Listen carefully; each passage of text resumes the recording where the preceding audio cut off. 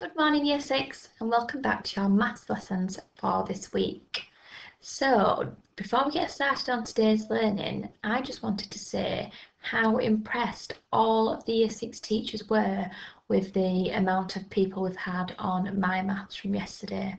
So nearly half of my class, Miss Ryan's class and Mr Fox's class have been on and completed the My Maths task set yesterday, so that's great, well done.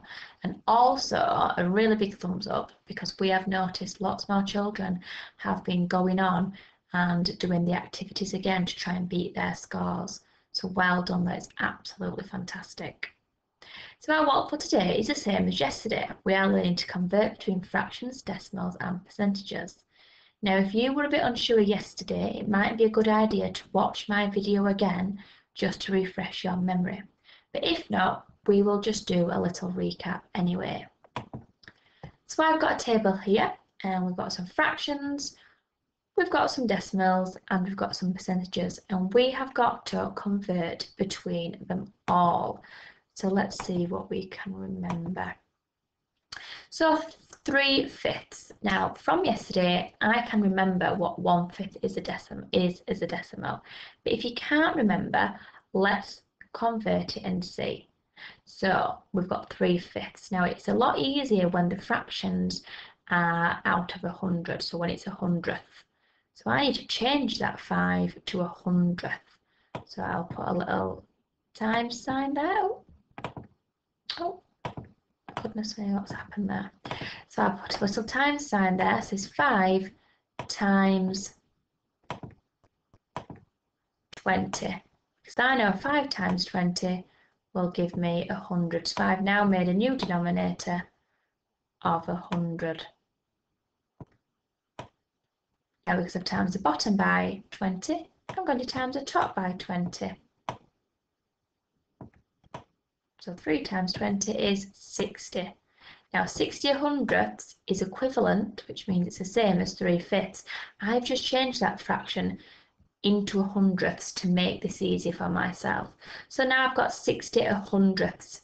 So as a percent, because percent means out of 100, that means that is 60%. And let's do the decimal now.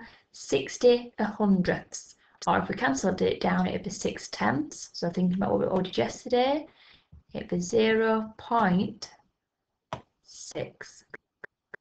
Because that's your tenths column. We said you've got 60 hundredths or you've got 6/10. So that's that first row done. The second one, 75%. Right, so as a fraction, I know that's 75 hundredths. Now you might be asked on your My Maths to put the fractions in their simplest form. So I'm going to write both. I'll write 75 hundredths is equivalent to, and I just know that, I know it's 3/4. Okay, and let's do the decimal now. So 75 hundredths, so it's 7/10, and then 5 hundredths, so it would be 0.75. And that's the second row done. Right, the third one, let's have a look. So we've got decimal there, 0.7. So if I want to make that into a percentage, I need to times it by 100 because percent is out of 100. So 0.7 times by 10 would be 7, times it by 10 again would be 70%. And as a fraction, that would be, I will just rub that one out from before so we're not getting confused. So we know that's 3/4 there. Just do a little jotting. So 70%, I know that's 70. Oh, it's gone really large again, hasn't it? 70 hundredths. Or that is also equivalent to, if you want to put it in simplest form, it's equivalent to 7/10. And that's that one done there. Right, let's have a look at the next one, right, 13/50. So we need to convert this into a decimal, a percentage and a fraction. Now, like I said on this one, it's easier when the denominator is 100.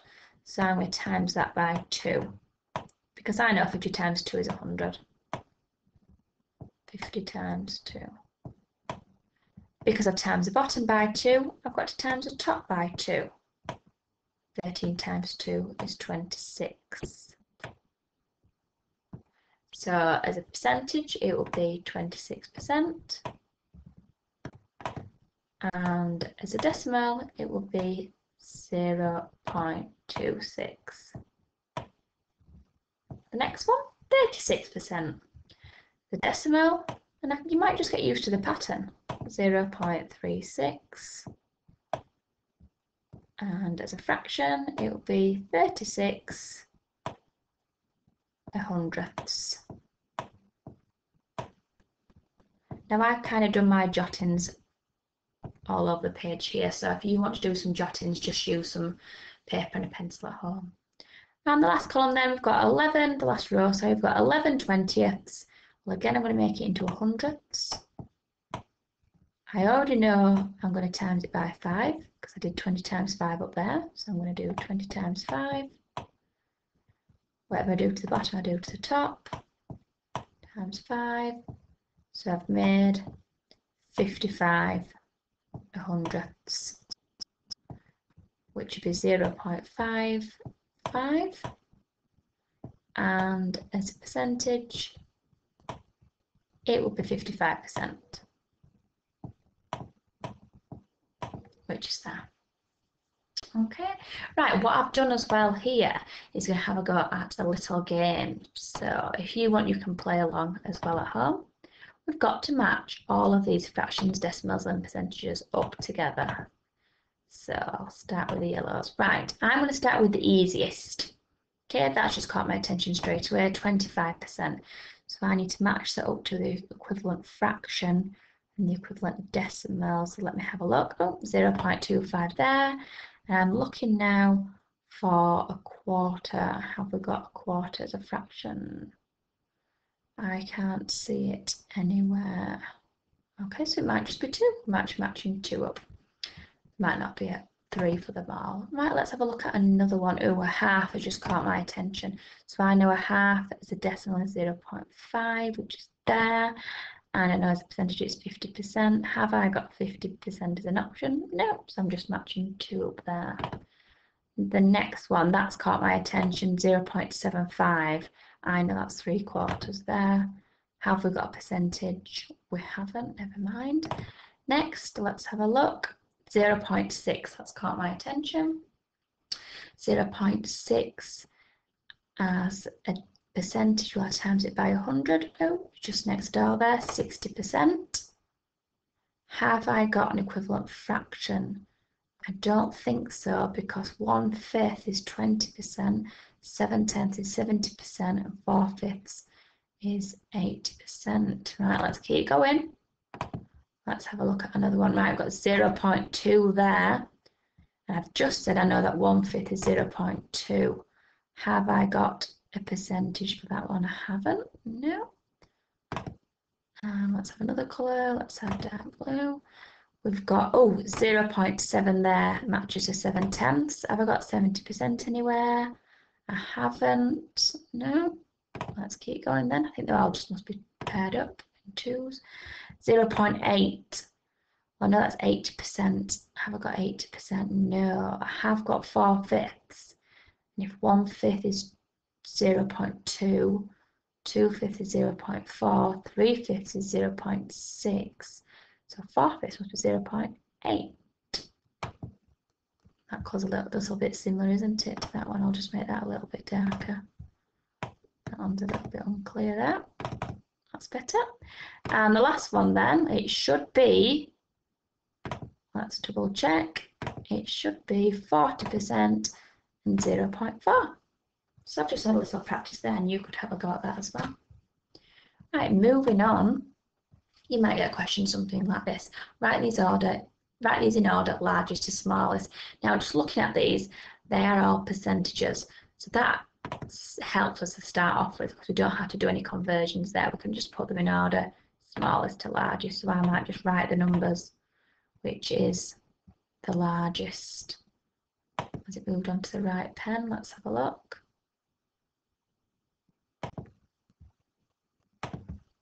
Okay, so let's have a look then, which is the largest. Well, the largest there, 54%, 45, 44. That's the largest, number one. Cross that off, I've done it. The next largest is 54.